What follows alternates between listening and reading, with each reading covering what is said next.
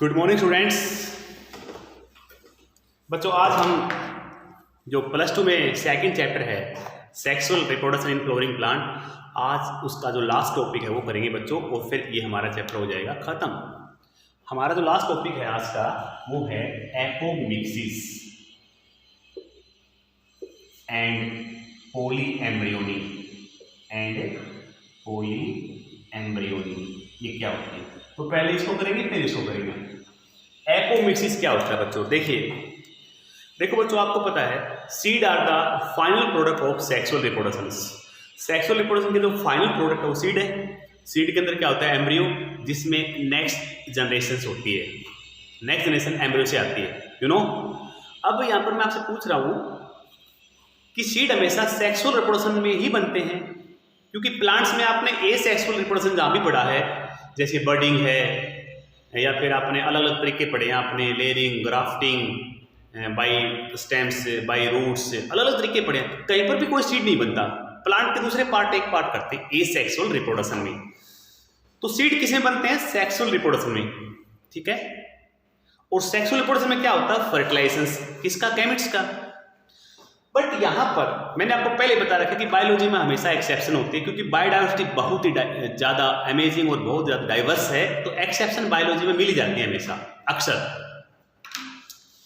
तो यहां पर एपोमिक्सिस में क्या हो रहा है कि सीड तो बन रहे हैं प्लांट्स में, seeds are formed but without fertilisations, यानी सीड बिना फर्टिलाइजेशन के बना है और एम्ब्रियो बना उसके अंदर। सीड बना है, उसके अंदर एम्ब्रियो भी है, लेकिन विदाउट फर्टिलाइजेशंस। ओव्यूल सीड बनता है, ओव्यूल के अंदर जो फीमेल गैमेटोफाइट होता है उसकी कोई सेल एम्ब्रियो बना देती है और ओव्यूल से क्या बन जाता है? सीड। तो ऐसे सीड जो विदाउट फर्टिलाइजेशन के बने हैं, इसी प्रोसेस को हम क्या बोलते हैं बच्चों? एपोमिक्सिस। तो एपोमिक्सिस क्या होता है? Seeds are form without fertilisation.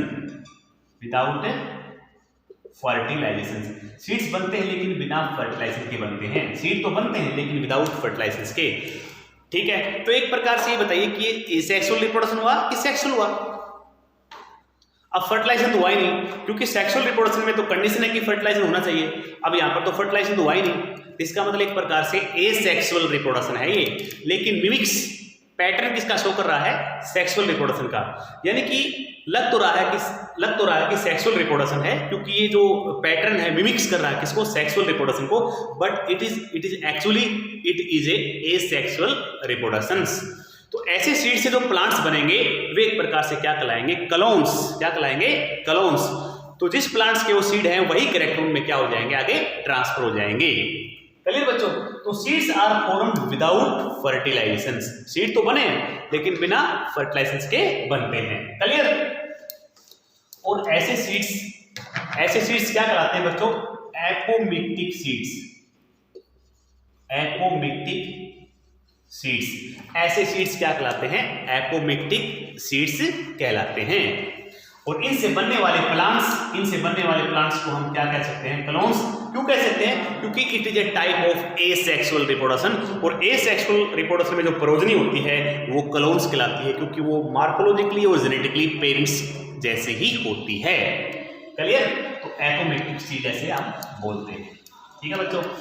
Clear? Apomixis में, अब यहाँ पर एपोमिक्सिस आपने पढ़ लिया, ठीक है। एपोमिक्सिस में क्या होता है कि जो फीमेल गैमेटोफाइट है उसकी कोई भी सेल जो है मतलब एम्ब्रियो बना लेती है और ओव्यूल से क्या बन जाता है? सीड बन जाता है। तो इसमें फीमेल के कैरेक्टर आएंगे, आगे एक ही प्लांट के कैरेक्टर आएंगे, समझे आप लोग? क्लियर? अब एपोमिक्सिस का क्या सिग्निफिकेंस हो सकता है? बेनिफिट क्या हो सकता है? क्लियर? एक बार समझिए। अब मान लो आप जानते हो कि किसका स्ट्रक्चर है? ओव्यूल का स्ट्रक्चर है। इस तरह से ये ओव्यूल का स्ट्रक्चर है, और इसमें यहां पर क्या होता है? शाबाश, ये एम्ब्रियो सैक होता है जिसमें एग सेल है, ठीक है। इस तरह से ये जो एग सेल होती है इसका क्या होता है? फर्टिलाइजेशन होता है। अगर मान लो अब यहां पर एपोमिक्सिस हो रही है, मान लो क्या हो रही है? एपोमिक्सिस हो रही है। तो एपोमिक्सिस में क्या होता है कि हो सकता है कि कोई भी एक सेल ये सारे हैप्लॉइड सेल, कोई भी मान लीजिए फीमेल गैमेट है, इसका फर्टिलाइज नहीं हुआ है और ये क्या बना लेगी, एम्ब्रियो बना लेगी और ये ओव्यूल क्या बन जाएगा, सीड। तो ऐसा एम्ब्रियो, अगर इससे एम्ब्रियो बनता है, ऐसा एम्ब्रियो क्या होगा, हैप्लॉइड होगा। और हैप्लॉइड एम्ब्रियो वाइबल नहीं होते, वाइबल नहीं होते।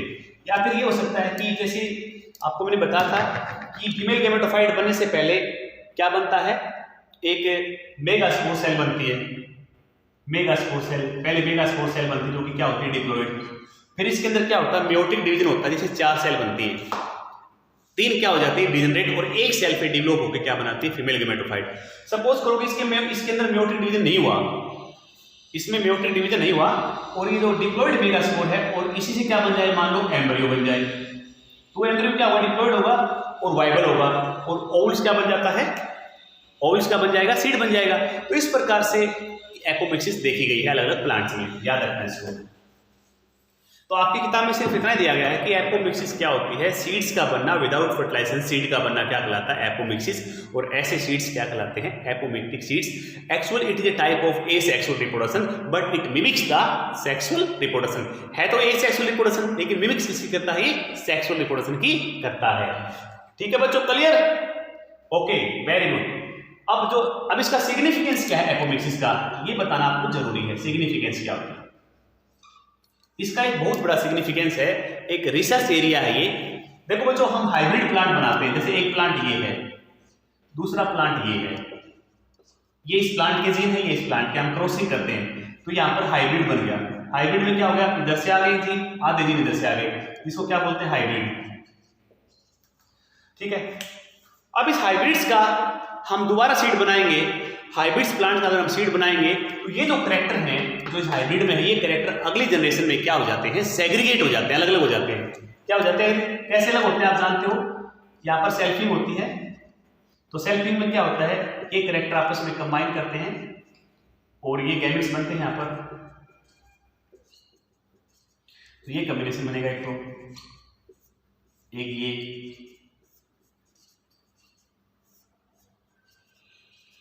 तो ये तो 50% हाइब्रिड मिले हमें तो, और 50% क्या है, पेरेंटल कैरेक्टर है।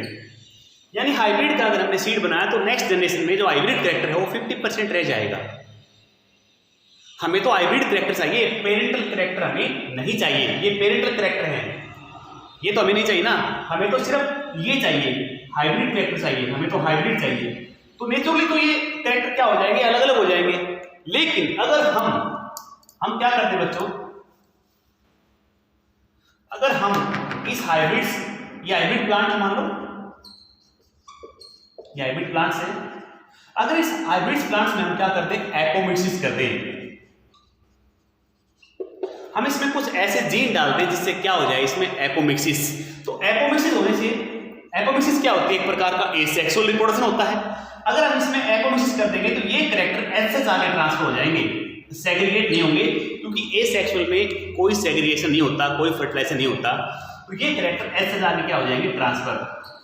तो हमें हर बार हाइब्रिड सीड बनाने की आवश्यकता नहीं पड़ेगी। अदरवाइज नॉर्मली क्या होता है कि जो फार्मर है वो मार्केट से हर बार हाइब्रिड सीड खरीदता है, हर साल हाइब्रिड सीड खरीदता है, हर साल खरीदने पड़ते हैं क्योंकि काफी कॉस्टली होते हैं।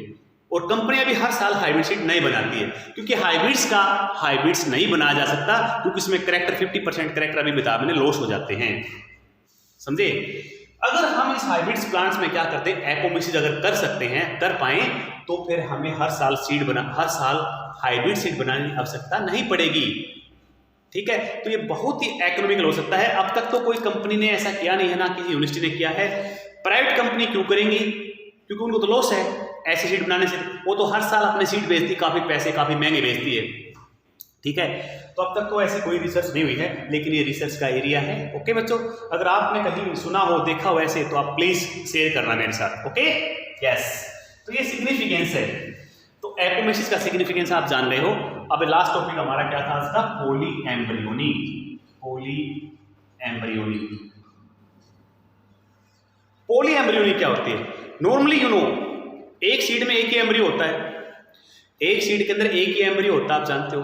ठीक है, अगर एक सीड के अंदर एक से ज्यादा एम्ब्रियो बनते हैं तो उसको क्या बोलते हैं, पोली एम्ब्रियोनी।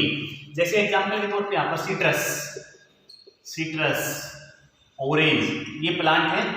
इनके सीड को स्क्वीज, हम एक दिन ये प्रैक्टिकल करेंगे। इनके सीड को आप स्क्वीज कीजिए, तोड़िए, सीड के अंदर आपको एक से ज्यादा एम्ब्रियो नजर आएंगे माइक्रोस्कोप से।